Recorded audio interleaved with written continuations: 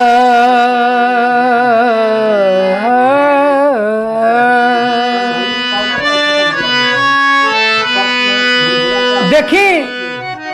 गीत गौ नहीं रहे सब रोज सुनीला।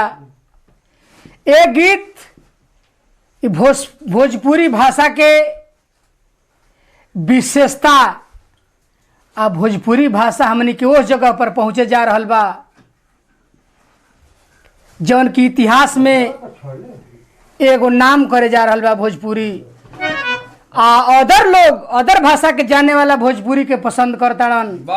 ऐसे वो कवि ये भोजपुरी के बारे में का लिखनी। हर लइका लइकी राजी बा, अरे राजी बा, हर लइका लइकी राजी बा, तो कौन काम बा कुरी के। आ पढ़ल लिखल लोग पसंद करता भाषाई भोजपुरी के। आई जा पढ़ल लिखल लोग पसंद करता है। हर लइका लइकी राजी बा, तो कौन काम बा कुरी के। आ पढ़ल लिखल लोग पसंद करता भाषाई भोजपुरी के। पढ़ल लिखल लोग पसंद करता भाषाई भोजपुरी के। लइका लइकी राजी बा,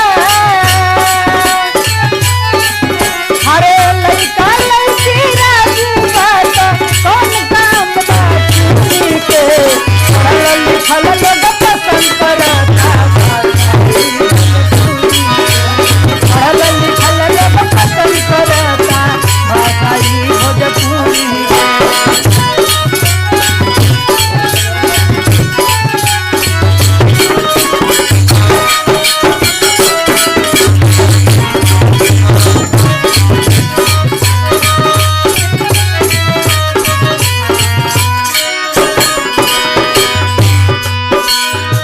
भाव बतौले भरत शर्मा अइले मन जतिवारी हो।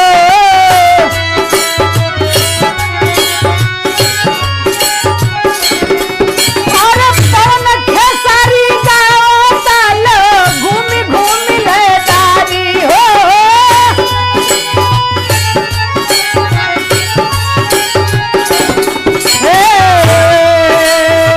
भाव बतौले भरत शर्मा अइले मन जतिवारी हो। आर पवन खेसारी गाँव तालो घूमी घूमी लेदारी हो। तृप्ति सखिया कल्पना के,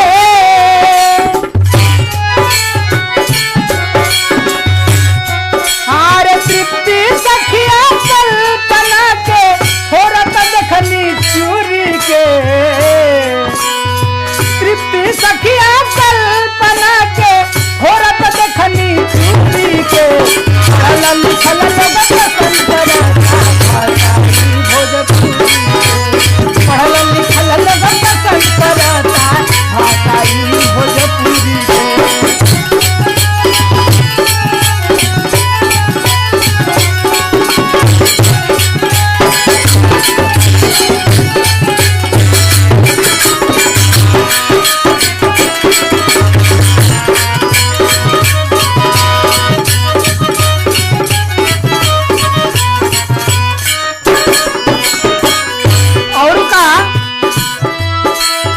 अभियंता कमल बास गोपाल के ना जानता।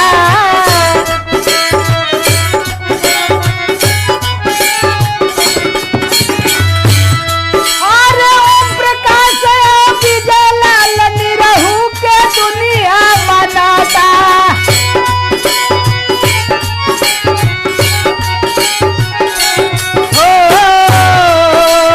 अभियंता कमल बास गोपाल के ना जाना।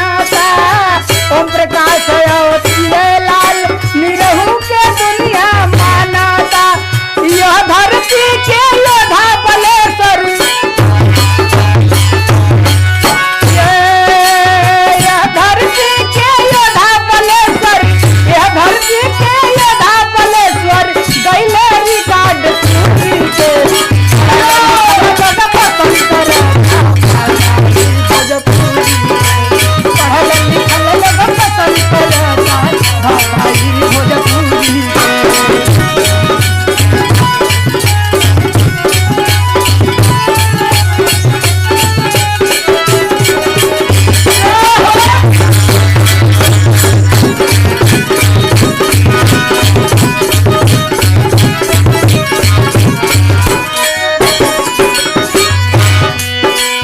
प्रमोद प्रेमी रितेश पांडे अब समर के चलल चर्चा बा।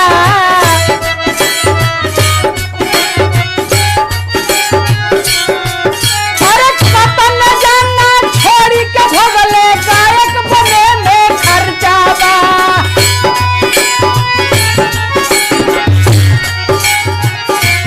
हो प्रमोद प्रेमी रितेश पांडे समर के चलल चर्चा बा। कतने जाना छोड़ के भगले गायक बने में खर्चा बा। और दिल बंधु बागी वीरेंद्री,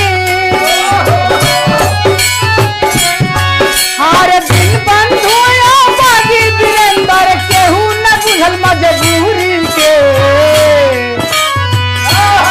और दिल बंधु बागी वीरेंद्र कमलेश न बुझल मजबूरी के। पढ़ल लिखल लोग पसंद करता भोजपुरी के। पढ़ल लिखल लोग पसंद करता